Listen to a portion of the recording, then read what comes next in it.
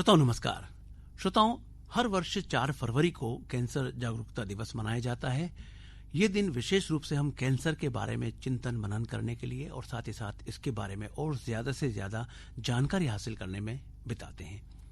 वैसे तो हमें साल के 365 दिन ही इस बात के बारे में चिंता करनी चाहिए, लेकिन आज के दिन विशेष बात इसलिए क्योंकि ये दिन हम इस तरह से मनाएं जिससे कि हम कुछ ऐसी जानकारियां हासिल कर सकें जो हमारे और हमारे परिवार के लिए, उनके स्वास्थ्य के लिए बहुत महत्वपूर्ण हो। कैंसर, जिसके बारे में कहा जाता है कि जितनी जल्दी इसके बारे में हमें पता हो उतनी जल्दी उसका इलाज संभव हो सकता है। और बहुत सारी महत्वपूर्ण बातें जो हम इस बातचीत के माध्यम से आप तक पहुंचाना चाहते हैं, और इसके लिए हमने अपने स्टूडियोज में आमंत्रित किया है डॉक्टर सुनील कुमार जी को, जो कि बहुत प्रसिद्ध और वरिष्ठ कैंसर विशेषज्ञ हैं। डॉक्टर साहब, आपका बहुत बहुत स्वागत हमारे इस कार्यक्रम में। जी नमस्कार। और जैसा कि हम अपने श्रोताओं को बता रहे थे, डॉक्टर साहब का बहुत लंबा अनुभव। आप कृष्णा हॉस्पिटल, आपका अपना स्वयं का हॉस्पिटल है, इसके अलावा आप एम्स में विजिटिंग फैकल्टी हैं और वहाँ पर आप इस कंसल्टेंट आप वहाँ मौजूद रहते हैं। तो आपसे बातचीत करेंगे हम कैंसर के बारे में, बहुत महत्वपूर्ण। तो डॉक्टर साहब, सबसे पहले तो यही शुरुआत करना चाहेंगे कि आखिर कैंसर के बारे में जो कहा जाता है, एक जो भय का एक शब्द आ जाता है हमारे मन में जैसे हम कैंसर सुनते हैं, तो एक चिकित्सक की दृष्टि से आपने अपने अनुभव से बताइए कि आप इसको किस तरह से डिफाइन करेंगे और जो वो भय है उसको हम किस तरह से खत्म कर सकते हैं। देखिए, जो कैंसर के साथ भय की स्थिति है वो वास्तव में बहुत सही बात है, क्योंकि जैसे ही ये डायग्नोज होता है किसी भी इंसान को, तो पूरा परिवार ही एक अजीब सी स्थिति में आ जाता है कि पता नहीं क्या होने वाला है, ठीक होंगे या नहीं होंगे। और ये स्थिति इसलिए रहती है क्योंकि हमको कैंसर के बारे में या इसके इलाज के बारे में बहुत ज़्यादा जानकारी नहीं होती है। ये ऐसे ही है जैसे मान लीजिए कि ज्ञान का प्रकाश जो है वो हमारी अज्ञानता के अंधेरे को दूर करता है। तो जितना हम कैंसर के लक्षणों के बारे में और इसके कारणों के बारे में जानेंगे, इसके इलाज के तरीके के बारे में जानेंगे, उतना ही जो है हम इससे यूँ समझ लीजिए कि बच सकेंगे, या इस अगर किसी को कैंसर हो भी गया है तो ठीक होने के चांसेस उतने ही अधिक होंगे। डर से अगर मरीज इलाज नहीं कराएगा, अस्पताल तक ही नहीं आएगा, तो आप समझ सकते हैं कि ठीक होने के चांसेस ना के बराबर ही रहते हैं। जी जी डॉक्टर साहब, एक बात हम अभी इससे पहले जो कह रहे थे कि जितनी जल्दी इसके बारे में पता चलता है उतनी संभावनाएं अच्छी होती हैं, तो इसके बारे में हमें थोड़ा सा बताइए कि इसकी क्या वजह है। देखिए, कैंसर जो है जब इनिशियल स्टेज में होता है, पहली या दूसरी स्टेज में होता है, तब हम इसे पूरी तरह से इलाज से ठीक कर सकते हैं। इसलिए जितना जल्दी मरीज को पता चल जाता है कि उसको ये बीमारी है, वो इसको एक्सेप्ट कर लेता है और इलाज के लिए अपने आप को प्रस्तुत करता है, तो समय पर अगर पूरा इलाज किया जाए तो फर्स्ट और सेकंड स्टेज में ठीक होने के चांसेस ऑलमोस्ट 80 से 90% है। कहने का मतलब है कि 8 से 9 जो पेशेंट्स हैं 10 में से वो ठीक हो जाते हैं।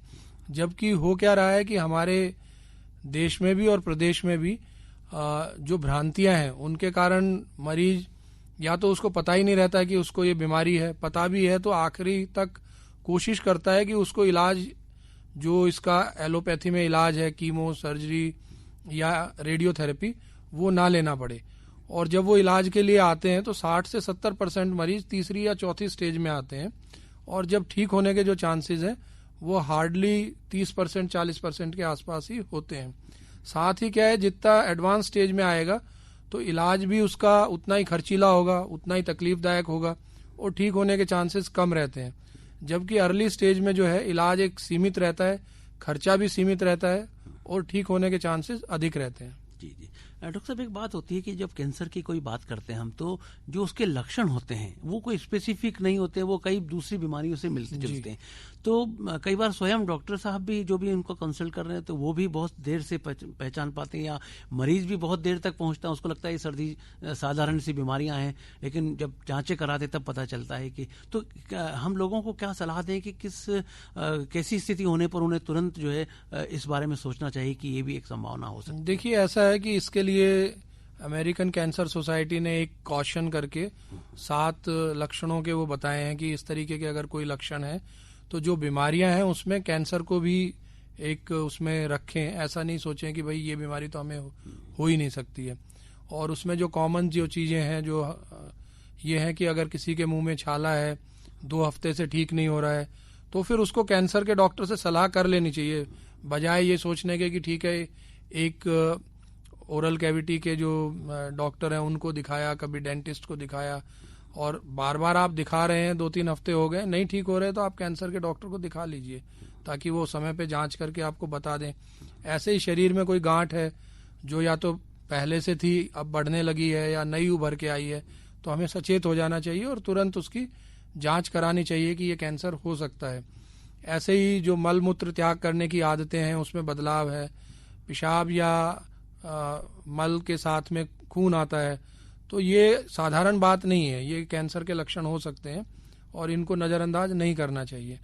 इस तरीके के कुछ है, खाने से संबंधित है, निगलने में तकलीफ हो रही है या खाना खाने के बाद उल्टी हो जा रही है या अपच की शिकायत लगातार बनी रहती है, लगातार खांसी रहती है या आवाज़ में परिवर्तन हो रहा है, तो दूसरी कुछ भी बीमारी सोचें, लेकिन कैंसर को हमेशा जो है नज़रअंदाज ना करें और इसके लिए जो है कैंसर के हॉस्पिटल में या कैंसर के डॉक्टर के पास आके एक बार राय ले लेना चाहिए कि ये जो तकलीफ हो रही है वो कैंसर के कारण है अथवा नहीं। जी, ये बहुत महत्वपूर्ण है श्रोताओं कि हम छोटे मोटे लक्षणों को नजरअंदाज ना करें और भय तो बिल्कुल ही नहीं करना चाहिए। कई बार लोग इसलिए नहीं जाते हैं कि अरे कहीं निकल आया तो मुझे, तो हाँ। ये कोई बचाव नहीं है, ये आज नहीं तो कल फिर वो अपना पूरे रूप में आएगा और वो फिर बड़े, जैसा आपने बताया कि यदि लेटर स्टेज में आता है तो वो ज्यादा तकलीफ भी देता है, ज्यादा खर्चीला भी हो जाता है, परेशानी भी होती है और चांसेस भी उसमें फिर कम हो जाते हैं जीवन के। तो इसलिए बहुत जरूरी है कि घबराने के बजाय आप बुद्धिमत्ता से काम लें और तुरंत कंसल्ट करें इसके लिए। जब कंसल्ट करने की बात आती है डॉक्टर साहब, तो कैंसर या इस हम अपने भारतीय समाज की बात करें तो बहुत सारे रूढ़िवादी या अंधविश्वास बीमारियों के साथ में जरूर जुड़े हुए हैं। तो कई तरह के लोग दावा करते हैं इस तरह से कि हम झाड़ फूंके या इस तरह की कोई, तो इस बारे में हम आम लोगों को आप क्या राय देंगे कि कैंसर को लेकर के कितना गंभीर रहने की आवश्यकता है उनको? देखिए, कैंसर जो है वो सिर्फ इलाज से ही ठीक हो सकता है। कैंसर किसी दूसरे तरीके से, पूजा पाठ कराने से, झाड़ फूक कराने से या इसको नज़रअंदाज करने से कभी ठीक नहीं होता है। कुछ समय के लिए ये जब शुरुआत होती है तो ये धीरे धीरे बढ़ता है, तो 6-8 महीने ऐसे निकल जाते हैं जिसमें मरीज को लगता है मेरे को तो कोई तकलीफ ही नहीं है, तो मैं क्यों इलाज कराऊं। लेकिन एक बार जब ये बढ़ना शुरू होता है उसके बाद फिर इसका, जैसे आप पहले भी बात की कि एडवांस स्टेज में जाने के बाद फिर इलाज कर पाना मुश्किल हो जाता है, ठीक होने के चांसेस कम हो जाते हैं। तो इसलिए इन भ्रांतियों में या इससे जो जुड़ी हुई भ्रांतियां हैं उनमें ना पड़ें। इसके बारे में आप कैंसर के बारे में बहुत सारे जो है पुस्तकों में मिल जाता है, रेडियो टीवी के माध्यम से भी हम जानकारियां देते रहते हैं लोगों को ताकि वो लोग जागरूक हों, और आजकल यूट्यूब वगैरह पे भी बहुत से डॉक्टर्स के इस तरह से वीडियोस वगैरह मिल जाते हैं जो कैंसर की जानकारी साझा करते हैं। तो इससे हर आदमी जो है जागरूक हो सकता है, उस जानकारी का फायदा उठा सकता है और इन सब जो भ्रांतियां हैं इनसे बच सकता है। जी, तो भ्रांतियां बिल्कुल नहीं पालनी है और सही जगह पर विशेषज्ञ के साथ ही आपको कंसल्ट करना है, इस बारे में आपको जरूर हमेशा सचेत रहना है। श्रोताओं, डॉक्टर साहब, हम इसके बाद जो हम अगली चर्चा की बात करते हैं तो यदि हम प्रकारों की बात करें तो कैंसर तो पूरे शरीर के किसी भी हिस्से में हो सकता है, पर ऐसे कौन कौन से कैंसर है जो बहुत आमतौर पर जिनकी तादाद ज्यादा होती है, जिनकी संभावनाएं भी ज्यादा हो जाती है होने की और आगे बढ़ने की, तो उनके बारे में देखिए, हमारे जो प्रदेश में सबसे ज्यादा कैंसर, पुरुषों की बात करें तो मुंह के कैंसर जो हैं वो आहार नली के कैंसर, खाने की थैली या स्टमक के कैंसर और आंतों के कैंसर, ये सबसे कॉमन है। ऐसे ही महिलाओं में 2 प्रकार के कैंसर हैं, एक तो स्तन का, ब्रेस्ट का, और दूसरा जो है बच्चेदानी के कैंसर, ये सबसे कॉमन है। तो जो कॉमन कैंसर्स हैं, सिर्फ अगर उनके बारे में भी जानकारी लोग रखें तो भी मान के चलिए कि 50 से 60% जो कैंसर्स हैं वो सिर्फ इन्हीं प्रकार के हैं। तो इनसे बचा जा सकता है, समय समय पे जांच वगैरह करवाते रहें, और अगर किसी को हो भी जाता है तो जल्दी एक पकड़ में आने से ठीक हो सकते हैं। जी, डॉक्टर साहब, होने की बात आपने कही, तो इसका कारणों के ऊपर किसी तरह का हम लोग अभी इसमें सामने आया है कि कैंसर होता ही क्यों है, और फिर इसको यदि हमको पता हो जाए तो हम पहले से इसका प्रिवेंशन कर सकें? जी, इसीलिए ये चर्चा रहती है कि कैंसर ठीक हो सकता है, ये एक संदेश है, कैंसर से बचाव हो सकता है, ये दूसरा संदेश है। कैंसर के जो कारण है या जो ऐसे कारण है जिनके कारण कैंसर हो सकता है, उसमें 2 प्रकार के हैं। कुछ तो ऐसे हैं जिसमें हम लोग कुछ बदलाव नहीं कर सकते। जैसे कुछ कैंसर्स हैं उम्र बढ़ती हुई उम्र के साथ होते हैं, उसमें ज्यादा हम लोग कुछ बदलाव नहीं कर सकते क्योंकि उम्र तो बढ़नी है। कुछ पुरुषों में अधिक है, कुछ महिलाओं में, उसमें भी कुछ बदलाव नहीं कर सकते। लेकिन इसके अलावा कुछ कारण है जिसमें हम मॉडिफाई कर सकते हैं। अपने खान पान को हम ठीक रख सकते हैं, एक्टिव रह सकते हैं, व्यायाम वगैरह कर सकते हैं, वजन कम रख सकते हैं, और बीड़ी सिगरेट जर्दा गुटखा पान मसाला शराब आदि की जो आदतें हैं इनको हम बदल सकते हैं। तो इस तरीके से ये कुछ चीजें हैं जिनको अपनाकर या बदलकर हम अपने आप को कैंसर से बचा सकते हैं। जी जी जी। तो इसके बारे में और हम विस्तार से डॉक्टर साहब से जानना चाहेंगे ताकि आप लोगों तक वो संदेश ज़्यादा गहराई के साथ पहुंच सके कि हम पहले से इसका प्रिवेंशन कैसे कर सकते हैं, क्योंकि यही हमारा मूल उद्देश्य रहता है इस तरह के कार्यक्रमों के माध्यम से कि हम इलाज की तो बात करेंगे लेकिन उससे ज़्यादा हम जोर इस बात पर दें कि हम उससे पहले से कैसे बच सकते हैं। एक बात आपने बताई थी कि नशा किसी भी तरह का हो, जो खून गुटखा पान, और उस पर तो बाकायदा फोटो भी बनाए जाते हैं, वैधानिक चेतावनी भी दी जाती है, बावजूद इसके वो लोग उसकी लत में पड़ जाते हैं। तो इसके भयावह परिणाम बहुत अंत तक हो सकते हैं। तो इस यदि सामान्य व्यक्ति के जीवन की बात करें तो किस तरह की जीवनचर्या होना चाहिए जिससे हम किसी भी तरह के कैंसर से ताउम्र बचे रह सकें? देखिए, एक तो ये जो व्यसन है या जो आदतें हैं इनसे बचे रहना चाहिए। बीड़ी सिगरेट जर्दा गुटखा आदि का उपयोग बिल्कुल ना करें, क्योंकि अधिकतर जो मुंह से संबंधित या फेफड़ों से संबंधित कैंसर्स हैं ये सब जो है उन लोगों में अधिक होता है, देखने को मिलता है जो लोग इसका इस्तेमाल करते हैं। शराब का सेवन WHO ने हाल ही 1 महीना पहले ये कह दिया है कि शराब जो है कार्सिनोजेनिक है, मतलब कैंसर करती है। 7 प्रकार के कैंसर जो है वो शराब का इस्तेमाल करने वालों में अधिक देखने को मिलते हैं। तो इनसे बचना चाहिए। इसी में जो है महिलाओं में शराब के सेवन से स्तन कैंसर का सीधा सीधा संबंध है, जो आजकल खासकर बड़े शहरों में लड़कियों में देखने को मिलता है। और इसके अलावा जो आजकल की हमारी लाइफस्टाइल हो गई है कि दिन भर बैठ के ही काम करना है, खासकर शहरों में, उसको थोड़ा सा छोड़ना रहेगा।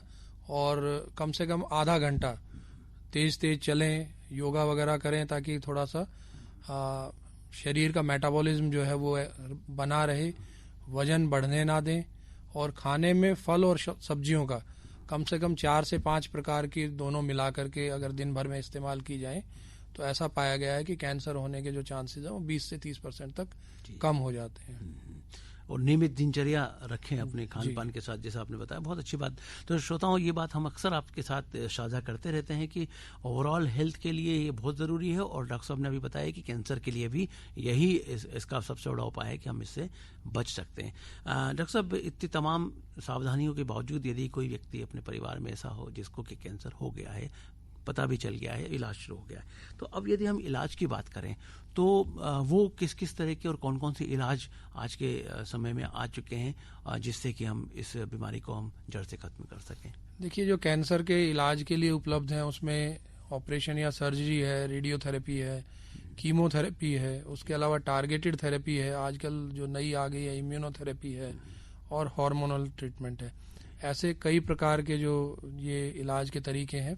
तो हर पेशेंट के कैंसर के प्रकार और उसके कैंसर की स्टेज के आधार पे ये डिसाइड किया जाता है कि इनमें से कौन सा कॉम्बिनेशन उसकी बीमारी को ठीक करने के लिए कारगर रहेगा। मतलब ये पर्सन टू पर्सन डिफर करता है, अलग करता है। इलाज सभी तरह के उपलब्ध है, लेकिन जरूरी नहीं कि वो सभी इलाज एक मरीज में इस्तेमाल हो, जरूरत नहीं है इसकी। और अब एडवांस टेक्नोलॉजी आ चुकी है। यदि हम भोपाल की भी बात करें तो एक समय था कि जब हमें कैंसर जैसी बीमारी के लिए तुरंत बाहर की ओर, बड़े शहरों की ओर दौड़ना पड़ता था।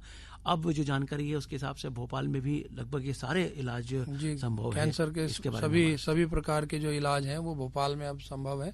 और भोपाल में भी 5-6 ऐसे कैंसर के सेंटर डेवलप हो गए हैं जहाँ पे कैंसर से संबंधित जो विशेषज्ञ हैं, डॉक्टर, वो सब भी उपलब्ध हैं, और ये सभी इलाज के जितने भी प्रकार हैं वो सब संभव हैं। जी जी। तो इसलिए श्रोताओं, अब बड़े शहरों की ओर दौड़ने की जरूरत नहीं है।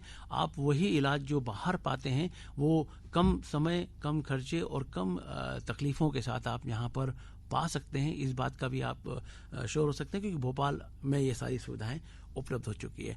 तो यदि हम खर्चे की बात करें तो एक अमूमन कितना खर्चा एक बार किसी भी एक पूरे इलाज को करने में आ जाता है आमतौर पर, किसी एक सामान्य मरीज के साथ करें तो? देखिए, ये निर्भर करता है कि उसको कौन कौन से प्रकार के इलाज की आवश्यकता रहेगी। पर अगर कोई मरीज अपने खुद के पैसे से इलाज कराता है तो लगभग 1.5 से 2 लाख के करीब एवरेज मान लीजिए कि खर्चा आ जाता है। जो मरीज ठीक नहीं होने वाले हैं या चौथी स्टेज में आते हैं उनमें खर्चे का कोई अंत नहीं है, क्योंकि उनका तो इलाज लगभग जब तक जीवन है तब तक चलता रहता है। जी। और खर्चा भी जो है वो बढ़ता ही रहता है। इसीलिए कहते हैं कि जितना जल्दी आप इसको पहचान के इलाज करा लें उतना ही खर्चा सीमित हो जाता है। पर सरकार की जो आयुष्मान भारत योजना है उसके तहत अब जो गरीब मरीज हैं उनको ज़्यादा परेशान होने की ज़रूरत नहीं है, क्योंकि पूरा का पूरा जो कैंसर का इलाज है वो इस योजना के अंतर्गत उन लोगों का मुफ्त हो जाता है। और वो भोपाल में भी कई अस्पतालों में मुफ्त हो रहा है। जी जी जी, क्या तो ये बहुत अच्छी बात बताई डॉक्टर साहब ने कि इंश्योरेंस यदि कि बीमा है तो वो भी एक अच्छा एक रास्ता बनता है इस खर्चे को मीट आउट करने के लिए। साथ ही साथ आयुष्मान भारत योजना जो कि केंद्र सरकार की योजना है जिसके तहत कार्ड बना हो तो ये इलाज पूरी तरह से फ्री भोपाल में भी हो सकता है। जांचों की बात करें डॉक्टर साहब तो क्या सब तरह की जांचें भोपाल में उपलब्ध हैं? हाँ, जितनी भी कैंसर से के डायग्नोसिस या इसके स्टेजिंग के लिए इस्तेमाल होती हैं, चाहे बायोप्सी वगैरह हो, आईएचसी हो, CT scan, MRI, PET scan, ये सारी फैसिलिटीज जो हैं भोपाल में कई सेंटर्स में अवेलेबल हैं। और ये कहा जा सकता है कि कैंसर के इलाज के लिए कोई ऐसी चीज नहीं है जो भोपाल में नहीं हो सकती है।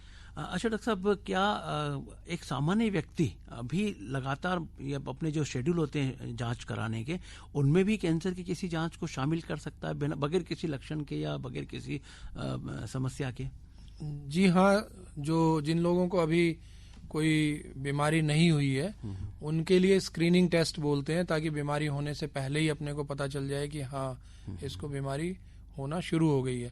जो लोग जैसे गुटखा जर्दा वगैरह का इस्तेमाल करते हैं वो हफ्ते में खुद रोज एक बार ही अपने अगर मुख का स्वयं निरीक्षण कर लें ठीक से, और अगर मुंह के अंदर कहीं पर भी कोई छाला वगैरह दिखाई देता है तो तुरंत वो बता सकते हैं। तो ये कोई इसमें खर्चा भी नहीं आता है और कोई इतना मतलब स्पेशलाइज्ड टेस्ट भी नहीं है। इसी तरह महिलाओं के जो 2 प्रकार के कैंसर हैं, स्तन के कैंसर के लिए 40 साल की उम्र के बाद हर महिला को साल में एक बार मैमोग्राफी जांच कराते रहना चाहिए। इससे स्तन कैंसर जो है 80% तक फर्स्ट और सेकंड स्टेज में डायग्नोज हो जाता है जब वो इलाज से पूरी तरह ठीक हो जाता है। और दूसरा जो बच्चेदानी का कैंसर है उसके लिए एक पैप टेस्ट या पैप स्मीयर होता है। 21-22 साल की उम्र से हर 2-3 साल में अगर महिला इसको कराती रहती है तो बच्चेदानी के कैंसर को भी अर्ली स्टेज में पहचाना जा सकता है। इसी तरीके से जैसे ज्यादा उम्र के जो पुरुष हैं वो अगर साल में एक बार ब्लड टेस्ट होता है सीरम PSA करके, तो प्रोस्टेट स्पेसिफिक एंटीजन, अगर उसको कराते रहते हैं तो जब भी प्रोस्टेट की ग्रंथि में कैंसर बनना शुरू होता है तो पकड़ में आ जाता है और समय पे उसका उपचार भी हो जाता है।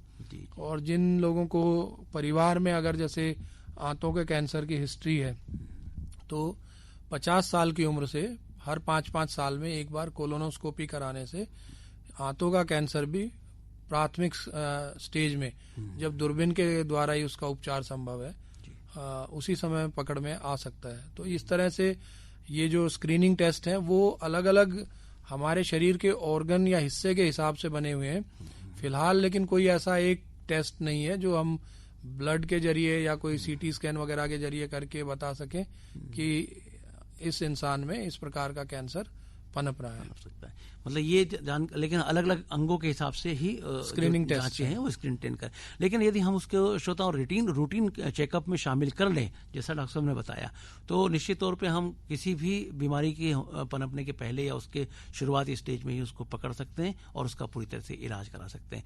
तो बहुत जरूरी है कैंसर के बारे में वो तमाम बातें जानना, सुनना, समझना और अपने आंख का नाक खुले रख के चलें, क्योंकि कैंसर किसी को भी हो सकता है। इसमें डॉक्टर साहब उम्र का या लिंग का या इसी तरह का कोई भेदभाव होता है इसमें क्या? नहीं, कैंसर किसी भी उम्र में हो सकता है, पर सिर्फ अंतर इतना ही है कि हर उम्र और लिंग के हिसाब से कैंसर का टाइप जो है वो बदल जाता है। पर कैंसर होने का जो रिस्क है वो सभी को, लगभग जितने भी लोग हैं सभी को बराबर रिस्क है। जी जी। डॉक्टर साहब, एक हालांकि ये प्रश्न मुझे पहले ही करना चाहिए था। कई श्रोताओं के मन में ये प्रश्न आ जाता है कि आखिर ये कैंसर होता ही क्या है। ये शरीर में जो आपने बताया अलग अलग अंगों में होता है, तो मूलतः ये कैंसर शुरुआत में कैसे होता है और मतलब इसकी बायोलॉजिकल क्या इस तरह के चेंजेस होते हैं? देखिए, इसमें शुरुआत में जो हमारी कोशिकाएं या सेल्स हैं उसमें कुछ जीन म्यूटेशंस वगैरह हो जाते हैं। तो वैसे तो हमारे शरीर का जो इम्यून सिस्टम है वो इतना केपेबल है कि उसको आइडेंटिफाई करके पहचान के और उसको दुरुस्त कर लेता है। ठीक नहीं कर पाता है तो उन सेल्स को नष्ट करके और नॉर्मल सेल फिर से बना लेता है। लेकिन जब कुछ एनवायरमेंटल फैक्टर्स या जिसको हम रिस्क फैक्टर बोलते हैं कि इन कारणों से बढ़ते हैं, इन रिस्क फैक्टर्स के कारण ये जो हमारा इम्यून सिस्टम है वो वीक हो जाता है, ये काम ठीक से नहीं कर पाता है। तब ये म्यूटेशन वाले सेल्स जो हैं तेजी से बढ़ने लगते हैं और शरीर के लिए कोई इनका उपयोगी कार्य कुछ भी नहीं रहता। ये आमतौर पे किसी छाले के रूप में या गांठ के रूप में उभर के आते हैं और उसको हम लोग जो है कैंसर के रूप में जानते हैं। और जैसे जैसे स्टेज बढ़ती जाती है इसका आकार बढ़ते जाता है। इसका उस जगह पे आकार बढ़ता जाता है, वहां पे जो आसपास के दूसरे जो अंग हैं उनमें फैलना शुरू हो जाता है। खून की नाड़ियां जो हैं उनको जकड़ लेता है और खून के जरिए फिर ये दूसरे हिस्सों में फैलना शुरू होता है, जिसमें जैसे मान लीजिए लिवर में चला गया, फेफड़ों में चला गया, मस्तिष्क में या हड्डियों में चला गया, इस तरीके से। जी जी जी, बहुत बहुत आसान तरीके से आपने डॉक्टर साहब समझाया है कैंसर को। अब यहाँ पर इसके बाद हम बात करते हैं, आपने जांचों की बात की थी प्रिवेंशन में, तो क्या इसमें किसी तरह का वैक्सीनेशन भी लिया जा सकता है कि जिसको पहले से लेकर के हम इससे बच सकते हैं? डॉक्टर साहब जी, 2 प्रकार के जो है वैक्सीन कैंसर से बचाव के लिए उपलब्ध है। एक हेपेटाइटिस बी वायरस के खिलाफ वैक्सीन है जो कोई भी किसी भी उम्र में लगवा सकता है, महिला या पुरुष, और ये फिर हेपेटाइटिस बी के कारण जो लिवर का कैंसर होता है उससे हमें बचाव प्रदान करता है। और दूसरा जो है वो ह्यूमन पेपिलोमा वायरस का वैक्सीन है, जिसके कारण ये ह्यूमन पेपिलोमा वायरस के कारण महिलाओं में बच्चेदानी का कैंसर होता है या ये उसका प्रमुख कारण है। तो एचपीवी जो वैक्सीन है ये महिलाओं में बच्चेदानी के कैंसर से बचाव प्रदान करता है। और अब तो ये जो है पहले बाहर से आता था, अभी हाल ही में अपने देश में भी ये विकसित किया गया है और शायद ये अब थोड़े दिनों के बाद अपने जो इम्यूनाइजेशन प्रोग्राम है जिसमें लड़कियों को ये शायद सरकार इसको शामिल कर ले और आने वाले समय में अपन या हम लोग उम्मीद कर सकते हैं कि देश में महिलाओं में बच्चेदानी के कैंसर जो है काफी कम हो जाएंगे। तो बहुत अच्छी बात है ये कि टीकाकरण भी इसका उपलब्ध है और अभी लेकिन सारे तरह के कैंसरों का अभी वर्तमान में नहीं, लेकिन प्रकार के लिए जांच रिसर्च वगैरह निश्चित तौर पर जारी होगी जिससे कि आगे आने वाले समय में हम इस तरह के वैक्सीन डेवलप कर सके जिससे किसी भी तरह का कैंसर हो तो उससे हम उसका प्रिवेंशन काफी हद तक कर सकें। डॉक्टर साहब, कैंसर यदि किसी परिवार में किसी को भी होता है तो वो उस व्यक्ति के लिए ही नहीं जिसे हुआ है बल्कि पूरे परिवार के लिए कहा जाता है कि वो एक कष्टकारी समय होता है, क्योंकि मानसिक रूप से, शारीरिक रूप से, आर्थिक रूप से पूरी तरह से ये पूरे परिवार को तोड़ देता है। तो उन परिवारों के लिए, उन व्यक्तियों के लिए जो कि इस घातक बीमारी के शिकंजे में आ चुके हैं, वो अपना आर्थिक तो एक अलग बात हो जाती है लेकिन मानसिक रूप से वो अपने आप को सुदृढ़ रख सकें, जो कि बहुत आवश्यक है ऐसे समय में। तो उनके लिए आप क्या कहना चाहेंगे? देखिए, ये जरूरी है कि अगर आप इस बीमारी से लड़कर के जीतना चाहते हैं तो मानसिक रूप से आपको बहुत मजबूत रहना पड़ेगा और इसमें परिवार और जो मित्र या जो जानकार हैं, रिश्तेदार हैं, उनकी बहुत अहम भूमिका होती है। लेकिन देखने में क्या आता है कि अधिकतर जो रिश्तेदार या दोस्त हैं वही लोग आकर के सबसे ज्यादा डराने का काम करते हैं कि फलां आदमी को हुआ था, उसके साथ ऐसा हो गया। तो ऐसा नहीं है, सड़क पे बहुत सारे लोग चलते हैं लेकिन सबका एक्सीडेंट नहीं होता है। वैसे ही इसमें भी है कि कैंसर होने पे सभी की मृत्यु हो जाएगी ऐसा नहीं है, बहुत सारे लोग ठीक हो जाते हैं। तो सबसे पहले तो कैंसर के बारे में, जो भी आपका कैंसर है उसके बारे में अपने डॉक्टर से विस्तार पूर्वक बात करें और समझें कि इसका इलाज संभव है और उसके लिए क्या क्या करना रहेगा। दूसरा ये है कि ऐसे लोग जो नेगेटिविटी फैलाते हैं या नकारात्मक बातें करते हैं उनसे बचें, क्योंकि वो लोग आकर के आपको सिर्फ या तो भ्रमित करेंगे, कोई इलाज ना कराने की सलाह देगा, कोई उसके साइड इफेक्ट्स से आपको डराएगा। तो उन सब को अधिक ध्यान ना दें और ऐसे लोगों से हमेशा जब तक इलाज चल रहा है तब तक दूरी बना के रख लें तो बेहतर है। जी। और तीसरा जो है परिवार के बाकी लोग, उनको भी ये चीज समझनी चाहिए कि ये एक लड़ाई है जिसमें डॉक्टर, मरीज, परिवार के लोग, बाकी नर्सिंग स्टाफ, हॉस्पिटल स्टाफ सब मिलकर के लड़ते हैं। तो जो परिवार के लोग हैं उनको भी मनोबल मरीज का बनाए रखना चाहिए और उसकी हर तरीके से मदद करनी चाहिए। हमेशा ये उसका जो मनोबल है पॉजिटिव आउटलुक बना के रखें कि नहीं, आप इलाज कर रहे हैं और ये ठीक हो जाएगा, इसे हराया जा सकता है। जी जी, तो बिल्कुल सही बात है श्रोताओं, कैंसर से को हराया जा सकता है, इस बात का विश्वास आप रखिए। जिस तरह से डॉक्टर साहब ने बताया है उसको अपने मन में रखिए। हाँ, ये समस्या जरूर है लेकिन उसका समाधान भी है। डॉक्टर्स हमारे साथ है, नर्सेज, पूरा हॉस्पिटल स्टाफ हमारे साथ रहता है, परिवार समाज हमारे साथ रहता है, तो हम बहुत जल्दी इसको खत्म कर सकते हैं। आवश्यकता तो इसी चीज की है कि हम इसको होने न दें, क्योंकि डॉक्टर साहब ने एक बात अच्छी बताई थी कि इम्यूनाइजेशन, यदि किसी की इम्यून सिस्टम किसी का अच्छा है तो वो कैंसर को शुरुआत में भी खत्म कर सकता है। तो अपने इम्यून सिस्टम को यानी कि प्रतिरोधक क्षमता को स्ट्रांग बनाए रखें। उसके लिए अच्छा खान पान, व्यायाम, इन सब चीज़ों का आप उपयोग करें। इन सब चीज़ों को आप अपने जीवन में अपनाएं और कैंसर सहित अन्य भी तमाम बीमारियों से अपने आप को सुरक्षित रख सकते हैं। डॉक्टर साहब, आपके लंबे चिकित्सा अनुभव के बीच कोई ऐसी बात आपको किसी पेशेंट की या किसी घटना कोई ऐसी याद आती है जो आप हमारे श्रोताओं को बताएं, जिससे कि उनको भी इस बीमारी से लड़ने की प्रेरणा प्राप्त हो सके? कोई ऐसी बात आपके जहन में आती हो, कोई घटना, कोई ऐसा? देखिए, ऐसी कोई एक बात तो इस समय याद करना मुश्किल है, लेकिन फिर भी बहुत सारे ऐसे मरीज हैं जो शुरू में आए थे इलाज के लिए, उस समय घबराए हुए थे, उन्होंने पूरी हिम्मत से इलाज कराया, पूरा इलाज किया और अब बहुत साल हो गई हैं, मतलब 10-10 साल भी हो गई हैं, वो इस बीमारी से ठीक हो चुके हैं और एक अच्छा जीवन यापन कर रहे हैं। तो यही जो बात है या मैसेज है वो मैं लोगों को यही बताना चाहूँगा कि कैंसर जो है वो लाइलाज बिल्कुल नहीं है। कैंसर का इलाज संभव है, सिर्फ आप लोगों को जागरूक होने की ज़रूरत है। एक दूसरे की आप मदद कर सकते हैं जागरूक होने से। जागरूकता का मतलब यही नहीं है कि आपको कैंसर होगा इसलिए आपको इसकी जानकारी होनी चाहिए। समाज में जितने भी लोग हैं और जितनी भ्रांतियां हैं उनको आप मिटा सकते हैं। एक दूसरे की हम समाज में मदद कर सकते हैं ताकि जो लोग और जो परिवार इस बीमारी से जूझ रहे हैं उन लोगों को एक आशा की किरण मिले, वो लोग हिम्मत से लड़ें और बाकी जो मरीज जिस तरह से ठीक हो गए हैं वैसे ही ये लोग भी ठीक हो करके और एक अच्छी जीवन यापन कर सकें। जी जी, तो सर की बातों का, डॉक्टर साहब की बातों का जो सबसे निचोड़ यही है कि हमें बिल्कुल घबराना नहीं है, बिल्कुल डरना नहीं है। यदि कहीं हमारे परिवार में किसी व्यक्ति को कैंसर होता है तो आपको उससे लड़ना है, आप जीत सकते हैं और बिल्कुल जीतेंगे, आप और हम सब साथ में हैं। तो बहुत सार्थक बातचीत के लिए डॉक्टर सुनील कुमार जी आपका बहुत बहुत आभार, धन्यवाद हमारे तमाम श्रोताओं की ओर से आपको। जी धन्यवाद।